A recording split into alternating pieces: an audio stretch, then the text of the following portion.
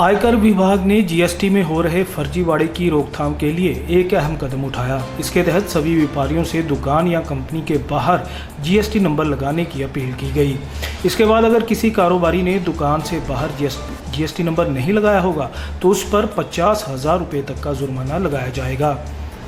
GST को लागू हुए भले ही करीब 3.5 वर्ष हो गए हों, लेकिन इसके बाद भी कई लोगों ने ना तो रजिस्ट्रेशन कराई और कई लोगों ने रजिस्ट्रेशन कराने के बाद भी दुकानों के बाहर इसके साइन बोर्ड नहीं लगाए, जबकि व्यापारिक प्रतिष्ठानों के साइन बोर्ड पर जीएसटी नंबर और दुकान का रजिस्ट्रेशन नंबर लिखने का नियम है। दुकानों के साइन बोर्ड पर जीएसटीएन और रजिस्ट्रेशन नंबर नहीं लिखे होने से सामान खरीदने वाले ग्राहकों को ये पता नहीं चल पाता कि संबंधित कारोबारी बिल के साथ टैक्स लेने का अधिकार रखता भी है या नहीं। इनकम टैक्स डिपार्टमेंट के अनुसार जीएसटी नेटवर्क पोर्टल पर रजिस्टर्ड कारोबारियों के लिए दुकान, औद्योगिक इकाई या फिर अपने कार्यालय के बाहर बोर्ड पर जीएसटी नंबर प्रदर्शन करना जरूरी है। ऐसा नहीं करने पर कारोबारी से 50,000 रुपये तक का जुर्माना वसूला जा सकता है। इसमें 25,000 रुपये राज्य और 25,000 रुपये केंद्र सरकार का जुर्माना होगा। हाँ, मैं भी पढ़िया है कि अखबार सरकार वालों एक फैसला किया गया है कि अपना जीएसटी नंबर बोर्ड पर लिखवाना जरूरी तो है, लेकिन वो उन्होंने 50,000 रुपये जुर्माने का भी प्रावधान रखा है, जोड़ा कि सरासर गलत है। हाँ, तुम कह सकते हो कि जीएसटी नंबर बाहर लगाओ, वो पब्लिक को फायदा है, ताजो आम लोग जिन्होंने को जीएसटी नंबर नहीं भी है वो भी जीएसटी बिल कट के ते फर्जीवाड़ा कर रहे हो। इस करके सरकार का फैसला ठीक भी है, लेकिन जो जुर्माने की गल आती है उसलिए व्यापारी का मतलब व्यापारी को हर पासे सरकार ने निचोड़ के रखा हुआ है।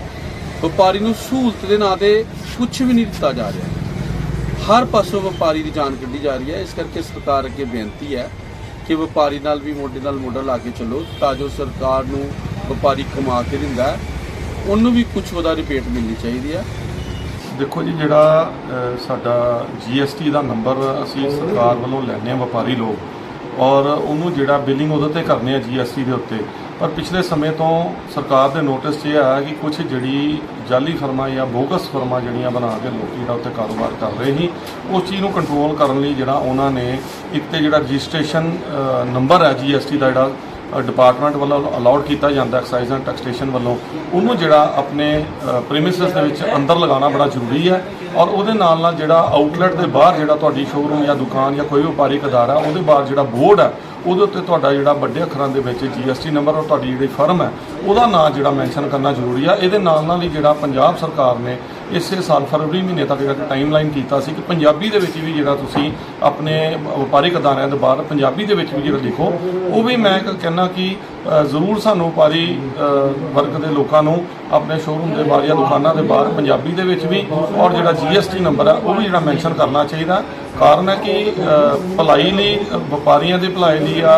रेवन्यू की ग्रोथ लिए जो डिपार्टमेंट है वो इस तरह के कदम चुकता, तो सानू व्यापारियों भी चाहिए कि इस तरह के काम के इस तरह की जी ड्राइव चलाई जा रही है डिपार्टमेंट वालों उसका साथ देना चाहिए और इनू जल्द तो जल्द जो इस काम को कंप्लीट किया जाए ताकि आने वाले समय के डिपार्टमेंट वालों रेडा करके कोई जुर्माना या कोई परेशानी का सामना जो व्यापारियों को ना झेलना पवे। जय हिंद जय भारत। इनकम टैक्स डिपार्टमेंट वालों नहीं,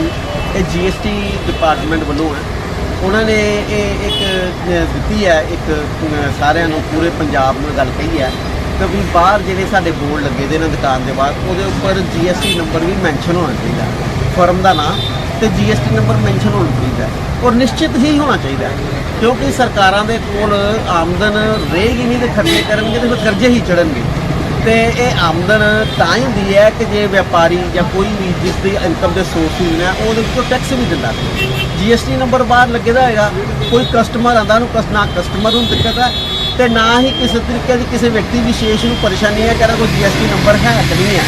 सामने लिखा होगा कि जीएसटी नंबर इन्होंने कोल है तो गल ढाई भी नहीं जा सकती, टैक्स छपाया भी नहीं जा सकता। इस कारण असी पहला भी बेनती की थी, तो एक बार फिर तुहाडे चैनल के माध्यम के राही, एक प्रतिष्ठित चैनल है, इस माध्यम के राही असी पूरे पठानकोट दूर दूर जिथे जिथे तक मेरी आवाज़ जाती है, मेरी बेनती है सारे व्यापारी वीरां के, ट्रेडर्स अगे, मैनुफैक्चरर्स अगे कि कृपा करके अपने जिहड़े बाहर साइन बोर्ड है, जिहड़े साडे बोर्ड लगे दे ने ਉੱਥੇ ਆਪਣਾ GST ਨੰਬਰ ਤੇ ਫਰਮ ਦਾ ਨਾਮ ਜ਼ਰੂਰ ਪ੍ਰਦਰਸ਼ਿਤ ਕਰੀਏ, ਨਹੀਂ ਤਾਂ ਉਹਨਾਂ ਨੇ ਸਰਕਾਰ ਨੇ ਇਹਦੇ ਤੇ ਜੁਰਮਾਨਾ ਵੀ ਕੀਤਾ ਹੈ ਤੇ ਜੁਰਮਾਨੇ ਦੇ ਨਾਲ ਨਾਲ 15 ਦਿਨ ਲਈ ਤੁਹਾਡਾ ਨੰਬਰ ਵੀ ਬਲਾਕ ਕਰਤਾ ਜਾਏਗਾ ਤੇ 15 ਦਿਨ ਬਲਾਕ ਕਰਨ ਦਾ ਮਤਲਬ ਹੁੰਦਾ ਕਮ ਸੇ ਕਮ 1 ਮਹੀਨਾ ਤੁਹਾਡਾ ਕਾਰੋਬਾਰ ਵੀ ਬਲਾਕ ਹੋਣਾ ਰੁਕਦਾ ਹੈ। ਇਸ ਕਾਰਨ ਅਸੀਂ ਤੁਰੰਤ immediate as soon as possible ਅਸੀਂ ਇਸ ਨੂੰ ਪ੍ਰਦਰਸ਼ਿਤ ਕਰੀਏ, ਕਿਉਂਕਿ ਆਉਣ ਵਾਲਾ ਸਮੇਂ ਦਿਨ ਤਿਉਹਾਰਾਂ ਦਾ ਸਮੇਂ ਹੈ। ਸਾਡੇ ਦਿਨ ਤਿਉਹਾਰਾਂ 'ਚ ਕਿਸੇ ਤਰੀਕੇ ਦੀ ਕੋਈ ਇੰਟਰਪਸ਼ਨ ਪੈਦਾ ਨਾ ਹੋਏ, ਅਸੀਂ ਠੀਕ ਤਰੀਕੇ ਨਾਲ ਇੰਜੋਏ ਕਰੀਏ, ਪਰਮਾਤਮਾ ਦਾ ਨਾਮ ਲੈ ਕੇ ਅੱਗੇ ਸਾਰੇ दिन त्योहार खूब इंजॉय करिए। ये मेरी बेनती कहा जाता है हिंदुस्तान में किसी भी बीमारी का इलाज करवाना बहुत मुश्किल, बहुत महंगा, गलत। आप सरारिया जलसा फाउंडेशन के मेंबर बनो, बाइट मेडिकल कॉलेज एंड हॉस्पिटल आने वाले 5 साल तक आपका पूरा इलाज फ्री करेगा। धन्यवाद।